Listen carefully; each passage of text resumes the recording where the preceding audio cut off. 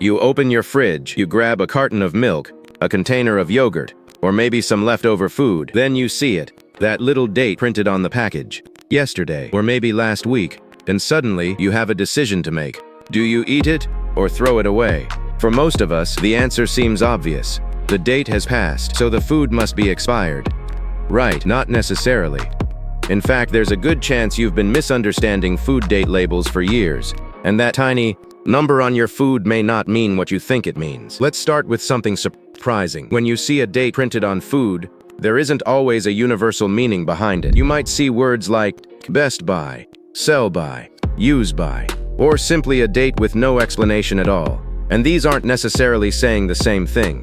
A best by date is generally about quality. It can tell you when the manufacturer expects the food to have its best taste, texture, or freshness. After that date, the food may not be at its peak anymore, but that doesn't automatically mean it has suddenly become dangerous. Think about a box of cereal. It doesn't magically transform into poisonous cereal at midnight when the date changes. It might become less crispy. The flavor might change, but the date itself isn't a magical switch that turns safe food into unsafe food. Then there's sell by. This one is especially confusing. Imagine you walk into a supermarket and see a carton of milk with a sell-by date that has passed. You might think, well, this must be expired, but that's not necessarily what that label is telling you.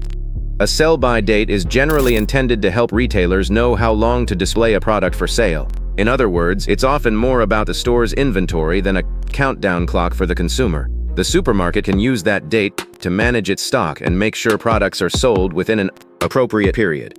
So when you see sell by, don't automatically translate it in your head as danger, do not eat. But here's where things get more complicated. There are also use by dates, and these deserve more attention. Depending on the country and the type of food, a use by date can be associated with food safety rather than simply quality. That's particularly important for certain perishable foods. And this is why you shouldn't treat every date label as if it means the same thing. The words matter, the type of food matters, and how that food has been stored matters too. Here's another thing people often forget. The date on the package is only part of the story. Imagine you buy a carton of milk. You bring it home. You put it in the refrigerator, but then someone leaves it sitting on the kitchen counter for several hours. The printed date hasn't changed, but the conditions surrounding the food have. And that's important because microorganisms don't look at the calendar. They respond to things like temperature, moisture, time, and the characteristics of the food. So you can't always determine whether something is safe simply by looking at the date. And this leads to one of the biggest misconceptions about expired food. People often think, if it smells fine, it's safe. Unfortunately, that's not a perfect rule either. Some harmful microorganisms can be present without producing an obvious bad smell, taste, or appearance.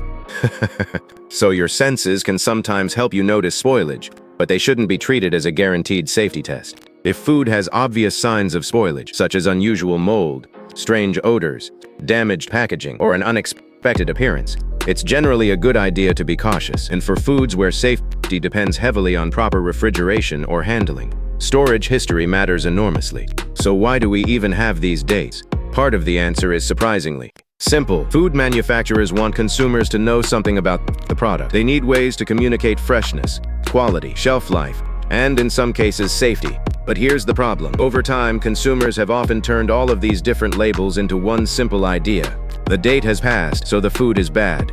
And that misunderstanding can have a massive consequence. Food waste. Perfectly usable food can end up in the trash simply because the printed date has passed, even when the date was primarily intended to communicate quality rather than safety.